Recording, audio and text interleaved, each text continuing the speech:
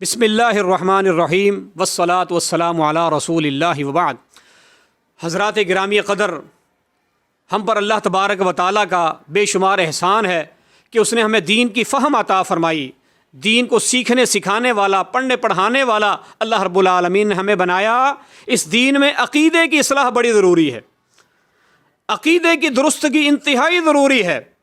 آج کی اس مختصر سی نشست میں آپ دیکھیں کہ اللہ رب العالمین نے جو مختار کل ہے، جو بادشاہوں کا بادشاہ ہے، احکم الحاکمین ہے، علی کل شیء قدیر ہے، فعال لما یرید ہے، اللہ رب العالمین نے جب نوازنے پہ آتا ہے کس طرح اپنے بندوں کو نوازتا ہے، اور جب اللہ تعالیٰ چاہے تو محروم بھی کر دیتا ہے، اور محروم کرنے پہ آئے، نہ دینے پہ آئے تو اللہ تعالیٰ جسے چاہے دے، جسے چاہے نہ دے۔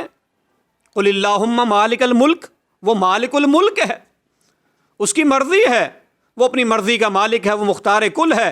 حدیث میں آتا ہے، پیارے نبی حضرت محمد الرسول اللہ صلی اللہ علیہ وسلم نے فرمایا تھا، سألت ربی ثلاث خصال، میں نے اپنے رب سے 3 باتوں کا سوال کیا، میں نے اپنے رب سے 3 دعائیں مانگی، فأعطانی اثنتین ومنعنی واحدہ، اللہ رب کائنات نے میری 2 دعائیں قبول کر لی، 1 قبول نہیں کی۔ 2 باتیں اللہ نے مجھے عطا فرما دیں، 1 سے اللہ نے مجھے منع کر دیا۔ یعنی آج دیکھیں کہ اللہ کے نبی صلی اللہ علیہ وسلم کی کون سی دعا قبول نہیں ہوئی۔ حدیث میں آتا ہے، آپ صلی اللہ علیہ وسلم نے فرمایا، وَسَأَلْتُ رَبِّي أَلَّا يَلْبِسَنَا شِيَعًا فَمَنَعَنِيهَا، میں نے اپنے رب سے یہ دعا کی تھی، اللہ میری اس امت کو گروہوں میں، مختلف جماعتوں میں، پارٹیوں میں تقسیم نہ کر دینا۔ میری پوری امت، اول تا آخر، اولین و آخرین، سارے کے سارے جو امت کا حصہ ہیں، اللہ میری امت کو گروہوں میں، فرقہ بندیوں میں، جماعتوں اور تنظیموں میں نہ بانٹ دینا، تقسیم نہ کر دینا، تقسیم در تقسیم کا شکار نہ ہو جائیں، یہ متفق اور متحد رہیں۔ اللہ رب العالمین نے میری یہ دعا قبول نہیں فرمائی۔ وفی لفظ، اور دوسری حدیث کے الفاظ ہیں، وَسَأَلْتُهُ أَلَّا يَجْعَلَ بَأْسَهُمْ بَيْنَهُمْ، اللہ ایسا نہ ہو کہ میری امت آپس میں پھوٹ پیدا ہو جائے، آپس میں اختلاف اور انتشار کا شکار ہو جائیں، آپس میں ہی باہم دست و گریباں ہو جائیں۔ اللہ ایسا نہ کرنا، ان میں اتحاد اور اتفاق پیدا کیے رکھنا، ان کو ایک اور نیک بنا دے، اتفاق اور اتحاد کے ساتھ رہنے والا بنا دے، یک جان 2 قالب کی مثل، یک جان 2 قالب کے مثل اللہ میری امت کو بنا دے۔ یہ دعائیں ہیں پیارے پیغمبر صلی اللہ علیہ وسلم کی ہمارے حق میں، امت کے حق میں۔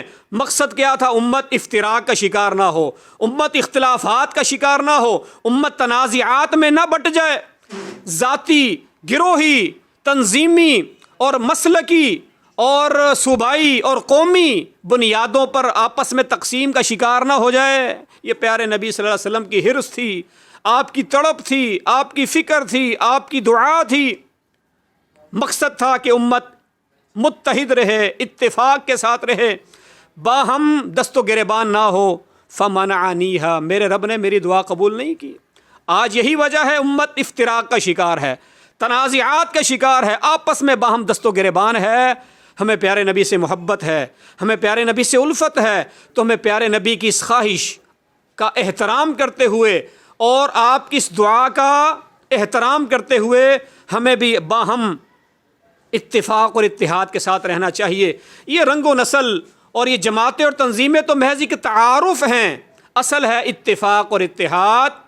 وَاعْتَصِمُوا بِحَبْلِ اللَّهِ جَمِيعًا وَلَا تَفَرَّقُوا پر عمل کرتے ہوئے جب کتاب و سنت کو اپنا مصدر بنائیں گے، کتاب و سنت سے رہنمائی لیں گے، انشاءاللہ سارے اختلافات ختم ہو جائیں گے اور امت ایک صفحے پر اور ایک پیج پر آ جائے گی۔ اللہ تبارک و تعالی ہمیں بھی اتفاق اور اتحاد کے ساتھ رہنے والا بنا دے، اور باہمی جو تنازعات ہیں، اختلافات ہیں، اللہ انہیں بھول کر کتاب و سنت پر ہم سب کو جمع فرما دے۔ والسلام علیکم ورحمۃ اللہ وبرکاتہ۔